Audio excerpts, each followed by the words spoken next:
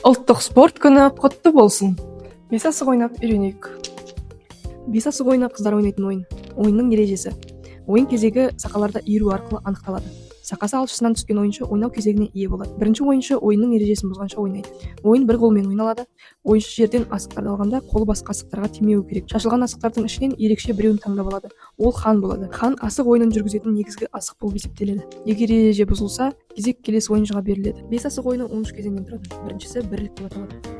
Ойыншы ханды жоғарыға лақтырып, кілемде жатқан асықтардың бірін алып, лақтырылған ханды қағу керек. Ескерту: ханды қаққан кезде алақанның сырты кілемге жанаспауы керек. Екінші кезең екілік деп аталады. Хан жоғарыға лақтырылып, кілемнен екі асық алынады. Бірліктегідей лақтырылған асық қағылып алынады. Кейін тағы екеуі теріледі. Үшінші кезең үштік деп аталады. Бес асық шашылады. Хан жоғарыға лақтырылып, кілемнен үш асық алынады.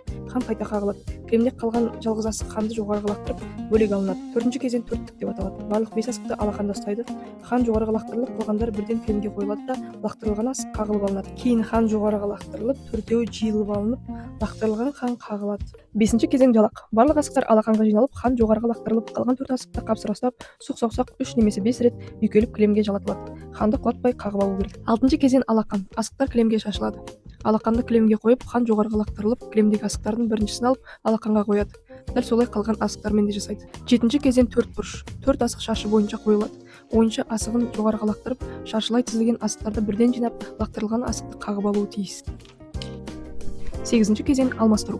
Асықтар кілем үстіне шашылады. Хан жоғарыға лақтырылып, кілемнен бір асық алынып, лақтырылған асық қағылады. Ойыншының қолында екі асық болады. Ол жоғарыға лақтырылып, қолда қалған екіншісі кілемде жатқан басқа асықпен алмастырылады да, лақтырылған хан қағылып алынады. Осылайша асықтарды алмастыра отырып, оларды бір жерге жинастырылады.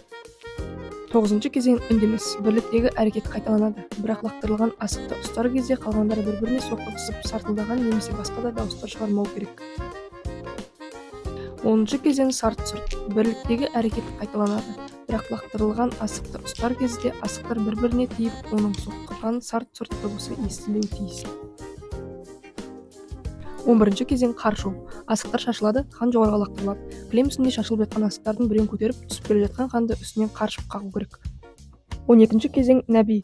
Ойыншының сол қолының сұқ саусағы ортаңғы саусағының үстіне қойылып, дарбазаға ұрылады. Ойынның басында қарсылас ойыншы нәби, яғни ағалық асықты таңдайды. Бұл асық дарбазаға ең соңғы болып кіруі керек. 13-ші кезең ұпай жинау. Жоғарыға 5 асық лақтырылып, оларды алақанның сыртымен ұстап алады. Қайта жоғарыға лақтырылып, оларды үстінен қаршып ұстайды. Әр асық 10 ұпаймен есептеледі. Егер ойыншы барлық 5 асықты ұстап алса, онда 50 ұпай жинайды. Асық ойнап, ептілігіңді шыңда.